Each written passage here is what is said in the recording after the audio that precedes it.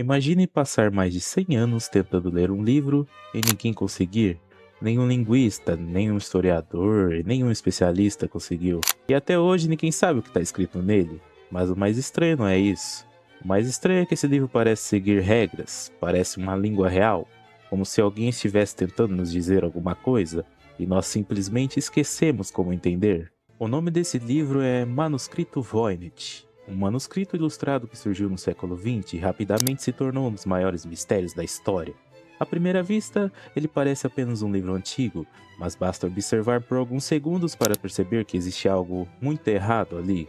Suas páginas estão repletas de símbolos desconhecidos, palavras que não pertencem a nenhuma língua conhecida, plantas que parecem não existir, diagramas estranhos, mapas impossíveis, e figuras que ninguém consegue interpretar completamente. Mas o verdadeiro mistério não está nas imagens, está nos textos, porque durante mais de um século ninguém conseguiu descobrir o que ele significava. Quando ouvimos uma história dessa, a primeira reação é simples, talvez seja uma fraude, talvez alguém tenha inventado tudo. Mas existe um problema, o manuscrito foi analisado por especialistas modernos, e os testes mostraram que o pergaminho utilizado para produzi-lo realmente pertence ao início do século XV, ou seja, o livro é antigo, muito antigo. Alguém dedicou meses, talvez anos da própria vida para escrevê-lo, e isso torna tudo ainda mais estranho.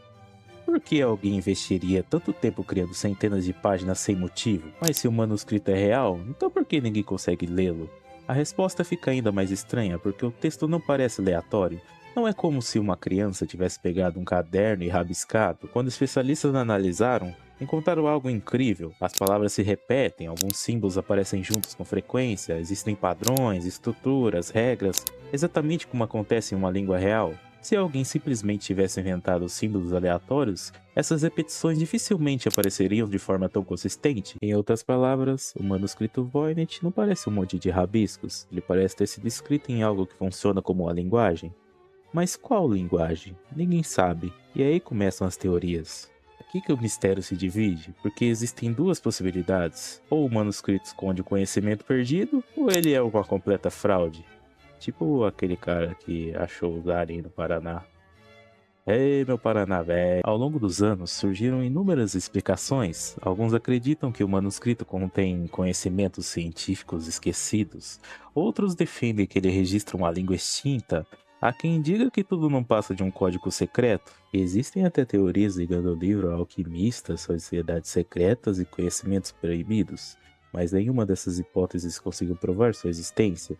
O manuscrito continua resistindo, como se estivesse protegido por algo invisível, ou como se a chave para entendê-lo tivesse sido perdida há séculos. Eu acho que deve ser o Half-Life 3. Talvez seja justamente isso que torna o manuscrito Voynich tão fascinante. Não importa quantas tecnologias criemos, quantos especialistas estudem suas páginas, ainda existe algo profundamente humano naquele mistério. A sensação de olhar para uma mensagem antiga e não conseguir compreendê-la. Porque no fundo, toda a escrita existe para conectar pessoas, para transmitir ideias, conhecimento e histórias.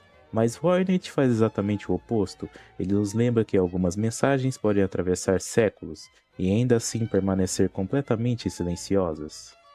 Então, vamos recapitular. O manuscrito Voynich é um livro real. Foi escrito há mais de 500 anos, seu texto segue padrões que lembram a língua verdadeira, foi estudado por linguistas, historiadores, criptógrafos e pesquisadores do mundo inteiro, e mesmo assim, ninguém conseguiu decifrá-lo. Talvez ele esconda um conhecimento perdido, talvez seja uma língua esquecida, ou talvez uma explicação muito mais simples que ainda não conseguimos enxergar. Mas até que alguém encontre essa resposta, o manuscrito Voynich continuará ocupando um único lugar na história. O lugar de um livro que parece ter tentado falar conosco, sem que ninguém consiga entender uma única palavra.